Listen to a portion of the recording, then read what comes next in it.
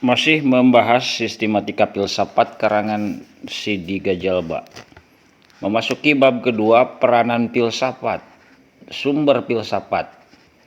Awal filsafat di barat. Di barat yang mula-mula berfilsafat orang-orang Yunani. Apa yang menggerakkan mereka berfilsafat? Plato mengatakan bahwa filsafat mulai dengan ketakjuban, dengan keheranan. Hanya manusia yang dapat takjub. Yang jadi subjek adalah manusia. Yang jadi objeknya segala sesuatu yang tidak jelas, yang belum ada keterangan atau jawabannya. Keheranan menyatakan diri dalam pertanyaan. Yang menanyakan itu adalah manusia. Yang ditanyakannya adalah segala sesuatu yang dihadapinya yang belum jelas. Maksud pertanyaan menjelaskan kenyataan untuk memperoleh kebenaran. Menginginkan kebenaran adalah gerak asli pikiran manusia. Berbicara tentang ketakjuban, kanak-kanaklah yang hidup penuh keheranan dengan mengajukan bermacam-macam pertanyaan kepada ibunya, ayahnya, kepada neneknya, kakeknya, dan lain-lain. Kenapa matahari tiap pagi terbit dan tiap sore hilang? Kenapa temannya yang kemarin masih bermain-main dengan gembira dengan dia sekarang sudah mati? Apa itu mati? Kenapa berbohong itu berdosa? Kenapa bapak si A jadi jahat? Kenapa induk ayam itu sayang kepada anaknya seperti ibunya sayang kepadanya? Pertanyaan itu tidak ada habis-habisnya. Banyak yang tidak terjawab oleh orang tuanya. Untuk menutup ketidaktahuan, si orang tua memarahi si anak karena katanya bertanya yang tidak-tidak. Anak-anak dan filosof. Sikap keheranan kanak-kanak itu tidak banyak bedanya dengan sikap filosof. Juga bentuk pertanyaannya tidak banyak berbeda. Matahari terbit dan terbenam teratur. Tenaga apa yang mengatur itu? Hukum alam. Apa itu hukum alam? Kenapa makhluk hidup itu mesti mati? Apa itu hidup? Apa itu mati? Kenapa agama menghukum kebohongan dengan dosa, sedangkan kaum politik dan kaum komunis tidak memandangnya itu dosa? Kenapa seseorang itu jahat? Karena bakat, pendidikan, atau lingkungan. Siapakah yang menentukan itu semua? Apakah manusia sendiri yang menentukan atau tenaga di luar manusia? Kenapa hewan mempunyai naluri? Perbedaan anak-anak dengan filosof adalah dalam reaksi keheranan saja. Anak-anak sekedar ingin mendapat jawaban dari lingkungannya atas pertanyaannya. Kalau pertanyaannya tidak terjawab atau kalau ibunya marah seperti yang dicontohkan tadi atas pertanyaannya, ia takkan keheranan. Tetapi filosof ingin mencari jawaban itu sendiri karena jawaban yang sudah ada sangat disangsikannya. Patrick mengatakan, manakala keheranan mereka menjadi serius dan penyelidikan menjadi sistematik, merekalah yang akan menjadi filosof. Di antara yang ada, siapakah yang bertanya? Benda, tanaman, dan hewan terlalu kurang untuk bertanya. Tuhan terlalu sempurna untuk bertanya. Hanya manusialah yang tukang tanya. Ada-ada saja yang dinyatakannya. Manusia selalu berada dalam situasi untuk melahirkan pertanyaan. Secara umum pertanyaan itu dijawab oleh pengetahuan indera, secara khusus oleh ilmu, secara terkhusus sekali oleh filsafat. Dalam tiap ruang dan waktu selalu ada pertanyaan-pertanyaan yang meminta dijawab oleh filsafat. Maka sejarah filsafat menghidangkan kepada kita jawaban yang berbeda-beda atas pertanyaan itu. Apa itu manusia? Apa itu alam? Apa itu hukum? Apa itu hidup? Apa maksud dan tujuannya? Siapa yang menentukan nasib? Siapa Tuhan itu? Filsafat dan tafsiran. Filsafat sesungguhnya adalah tafsiran kenyataan manusia dalam tiap kurun dan di negerinya atau di tempatnya masing-masing untuk menghadapi kenyataan-kenyataan pokok yang sama yang dibentuk oleh kemanusiaan. Maka filsafat memberikan interpretasi atas kenyataan-kenyataan itu yang membentuk pandangan dan sikap hidup. Keheranan terbentur jalan pikiran. Pertanyaan menghentikan gerak pikir. Jalan pikiran menjadi terhalang. Yang membentur jalan pikiran itulah yang disebut oleh orang Yunani dengan probalomai, yang menjadi problem dalam bahasa Inggris, diindonesiasikan dengan problema. Dalam bahasa Indonesia kita temukan kata masalah yang dipandang ekuivalen dengan problema. Hanya manusia yang menghadapi problema karena kenyataan tidak jelas. Maka timbullah pertanyaan. Pertanyaan itu dijawab. Terhadap jawaban itu waktu lain atau ruang lain diajukan lagi pertanyaan.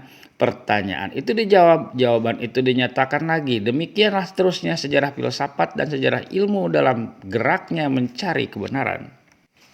Pertanyaan itu adalah hak manusia dan kewajiban manusia. Manakala hak itu tidak dipergunakan atau kewajiban itu tidak dijalankannya, lenyaplah kemanusiaannya. Karena yang membedakan manusia dari benda, tanaman, dan hewan, dan dari Tuhan ialah pertanyaan. Mereka yang menjawab pertanyaan dengan jawaban yang sudah tersedia, misalnya warisan, tradisi, anggapan umum, pengetahuan yang dipelajari, tidak menghadapi masalah. Filosof yang menghayati masalah menyebabkan ia gelisah berpikir, karena gerak pikir itu menempuh jalan petualangan, tetapi ia adalah pemberani karena dengan sadar ia menerjunkan dirinya, pemikirannya ke dalam aventur. Apabila kita menanyakan tentang sesuatu, tandanya kita telah mengetahui sedikit tentang sesuatu itu. Orang tidak mengetahui sama sekali tentang sesuatu, tidak mungkin merumuskan pertanyaan. Berapa jumlah watt yang diperlukan oleh TV untuk dapat dipasang? Tanda kita telah mengetahui sedikit tentang TV, maka kita bertanya tentang TV. Orang Mentawai yang di pedalaman Siberut tak akan mungkin menanyakan pertanyaan itu jikalau dia tidak punya TV. Karena itu tujuan pertanyaan ialah menjelaskan tentang sesuatu yang telah diketahui dengan samar-samar. Di samping itu, pertanyaan diajukan manakala orang mau atau percaya akan menemukan jawabannya. Kalau kita tidak percaya akan dapat menemukan jawabannya itu, pertanyaan itu tak ada gunanya, sia-sia bukan? Karena itu dalam ajaran Islam dilarang orang menanyakan bentuk atau rupa Tuhan karena dipercayai jawabannya tidak akan mungkin ditemukan. Kalau di zaman purba filsafat mulai dengan keheranan, adalah di zaman modern ia biasanya mulai dengan kesangsian. Apa yang dikatakan sangsi atau bimbang atau ragu? Sultan Takdir Ali Sabana mengatakan bahwa sangsi itu adik dari tak percaya. Kedudukan kesangsian adalah antara percaya dan tidak percaya. Ada 3 sikap pikiran manusia dalam menghadapi segala sesuatu. Yang pertama, ia percaya. Yang kedua, ia tidak percaya. Yang ketiga, sangsi. Pada sikap yang pertama dan kedua, pikiran itu tidak bekerja sama sekali. Kalau kita percaya kepada sesuatu atau tidak percaya, maka kita tidak berpikir. Bila orang mulai berpikir, karena kalau ia percaya tidak dan tak percaya pun tidak, maka ia berpikir. Mungkin ia berpikir untuk sampai kepada kepercayaan atau tak percaya. Ketika ini dicapai, berhentilah ia berpikir. Kesangsian juga menyatakan diri dalam bentuk pertanyaan. Apakah benar hujan itu berasal dari atas misalnya? Benarkah persenyawaan H dan O itu disebabkan hukum alam? Apakah hukum alam itu hanya merupakan sifat materi ataukah ketentuan Tuhan? Selama ada tanda tanya dalam pikiran, jalannya terbentur, maka bekerjalah pikiran untuk melenyapkan tanda tanya. Ketika tanda tanya lenyap, pikiran sampai ke tempat pemberhentian yang berbentuk percaya atau tak percaya. Kata yang berasal dari bahasa asing untuk sangsi ialah skeptis. Belanda skeptis. Dari kata itu terbentuk istilah skeptisisme. Menunjuk pengertian paham yakni skeptisme, yaitu berarti satu, selama orang tidak dengan kritis membahas anggapan-anggapannya, bertolak dari pengingkaran kebenaran, karena itu memberikan nilai yang sama kepada semua pendapat, jadi mengingkari secara dogmatis seperti kaum sofis dalam kurun Plato. Kedua, skeptis bisa diartikan cenderung untuk kritik. Kritik tidak memberikan nilai yang sama pada semua pendapat. Ia memisahkan yang benar dari yang tak benar dalam pendapat. Percaya bahwa yang satu lebih baik daripada yang lain, merupakan tahap sebelum mencapai kebenaran. Dalam filsafat lama, skeptisisme merupakan aliran filsafat. Dalam filsafat modern, ia merupakan sumber atau pangkal filsafat. Kesangsian yang radikal yang dianut oleh kaum skeptis dulu menolak tiap kebenaran. Kesemuanya ini adalah mimpi, maya, tipuan, kedustaan pikiran, atau panca indera belaka. Kesangsian pendapat Zeno. Siapa Zeno? Zeno adalah yang berasal dari Alea, hidup 490 sampai 430 sebelum Masehi. Dia seorang filosof Yunani dari mazhab Elea, murid Parmenides, penganut panteisme, penganut teori kesatuan dan keserba-tetapan tentang yang ada. Terkenal pembuktiannya tentang ketakmungkinan gerak. Zeno membuktikan betapa gerak itu sesungguhnya tidak ada. Gerak tidak lain tipuan pandangan kita. Gerak sesungguhnya diam. Apa yang dikatakan diam? Apabila suatu benda pada sesuatu waktu berada di suatu tempat, dikatakanlah ia diam. Sebuah bola, bila kita gulingkan atau gelindingkan ke dinding, dibenturkan ke dinding, waktu yang dipakainya untuk sampai ke dinding, misalnya setengah menit. 1/100 menit yang pertama ia ada pada satu tempat, 1/100 yang kedua di tempat lain. Demikianlah seterusnya sampai si bola itu menyentuh dinding. Jadi pada tiap waktu ia ada pada satu tempat. Karena bola itu pada tiap waktu berada di suatu tempat, berartilah bahwa bola itu diam, mendiami tempat yang dilewatinya. Maka gerak sama dengan beribu-ribu diam. Ternyata manusia tidak logis berpikir. Kesangsian menurut Protagoras. Protagoras mendalilkan manusialah ukuran segala sesuatu. Tangkapan panca indera manusia berubah-ubah. Pikirannya dan pandangannya berbeda-beda. Masing-masing menyatakan dialah yang benar. Maka kebenaran yang satu berbeda dengan kebenaran yang lain. Yang ini bertentangan dengan yang itu. Di antara kebenaran yang banyak itu, manakah sesungguhnya yang benar? Maka kaum sofis, terutama Protagoras dan Gorgias, sangsi akan kebenaran. Pascal pun menyangsikan bahwa manusia akan dapat mengetahui apa sebenarnya dunia ini. Manusia itu sendiri masih merupakan teka-teki, merupakan rahasia bagi dirinya sendiri yang tidak mungkin terkaji olehnya. Masakah ia akan dapat menguji dunia? Tanya Pascal. Puncak paham kesangsian itu di kurun Yunani kita temui pada Pyrrho dan pengikut-pengikutnya. Sebelum dilanjutkan, kita coba berkenalan dengan Protagoras yang hidup 480 sampai 410 sebelum Masehi. Filosof Yunani dari Abdera, seorang sofis yang amat terkemuka. Ia mempelajari subjektivitas dari semua pengetahuan dan kenisbian dari tiap kebenaran. Karena dituduh ateisme, ia dibuang dari Athena dan tenggelam ketika pelariannya ke Sisilia. Blaise Pascal hidup 1623 sampai 1662 Masehi. ahli ilmu pasti dan ilmu alam, filosof dan penulis agama Prancis, seorang dari pemikir yang paling besar dan genial dalam sejarah Prancis. Mulai menulis umur 16 tahun, bertentangan sangat tajam dengan moral agama Yesus. Pada tahun-tahun terakhir hidupnya, ia menyiapkan apologi agama Kristen. Virro yang hidup 360 sampai 270 sebelum Masehi, filsuf Yunani yang mengajarkan ketakpastian tiap ilmu.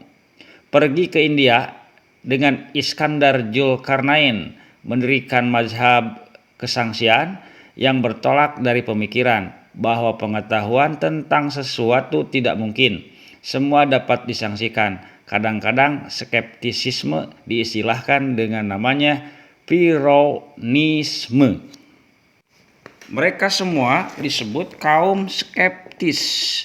Dasar berpijak skeptis Pyrrho untuk mengingatkan pendapat yang pasti terkenal dengan 10 ungkapan semu atau tropen yang disusun oleh Pyrrho sendiri. 1. Objek yang sama menimbulkan pada berbagai subjek kesan dan tanggapan panca indera yang berbeda-beda. 2. Manusia berbeda rohaniah dan jasmaniah, sehingga objek itu dinyatakan diri berbeda pada yang seseorang daripada orang lain. 3. Berbagai panca indera kadang-kadang menimbulkan tanggapan berbeda. Bahkan panca indera yang satu bergantung pada keadaan yang lain. Misal, gula itu putih kata mata, manis kata lidah. Mana yang benar? Kalau keduanya benar, bukankah kebenaran itu hanya satu? 4. Kesan kita atas objek dipengaruhi oleh keadaan rohaniah dan jasmaniah yang berbeda-beda.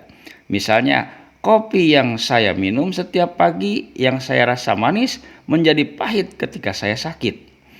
5. Kesan atas objek bergantung pada tempatnya dari kita. Misalnya, rel kereta api yang sejajar kelihatannya bertemu di batas pandangannya. Dari jauh barang itu lebih kecil dan kabur. 6.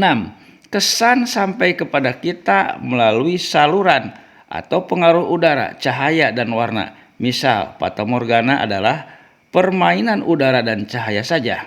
7. Sifat objek tidak tetap, bergantung pada ukuran suhu, gerak, kecepatan warna, atau bertukar dengan ini semua.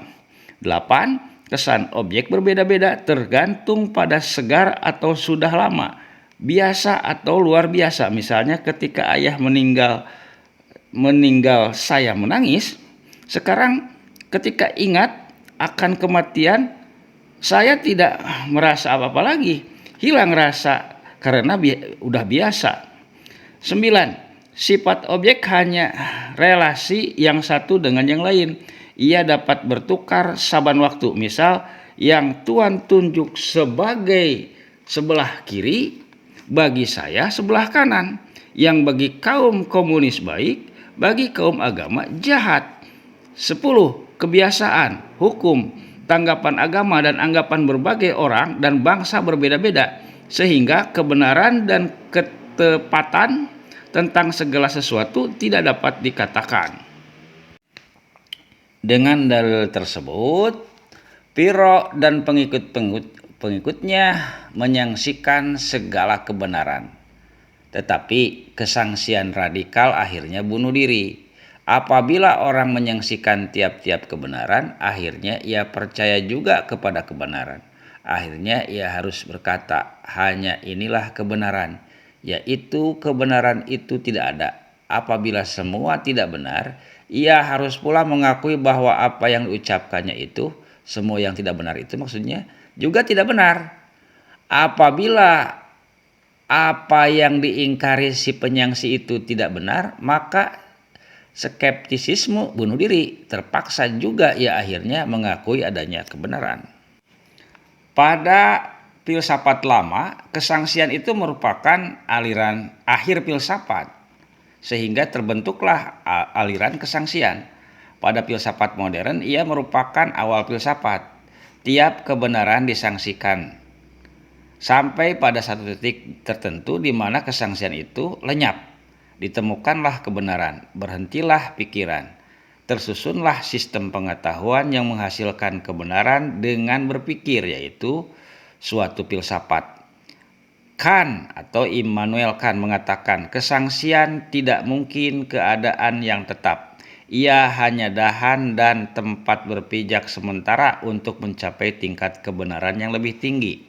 Maka bagi filsafat modern, kesangsian itu merupakan sumber filsafat. Tanpa sanksi, orang tidak berpikir. Tanpa berpikir, filsafat tidak lahir. Tanpa berpikir, ilmu pun tak mungkin terbentuk. Tiap penemuan dimulai dengan tanda tanya. Tanda tanya menunjukkan gejala kesangsian. Apa yang menyebabkan air membeku? Pertanyaan ini merangsang budi berpikir, tangan bekerja. Ditemukanlah hukum pembekuan air. Mungkinkah manusia membuat sendiri es dengan membekukan air menurut kehendaknya? Pikiran bergerak lagi, tangan bekerja lagi. Diperdapatlah lemari es. Apakah manusia tidak mungkin terbang?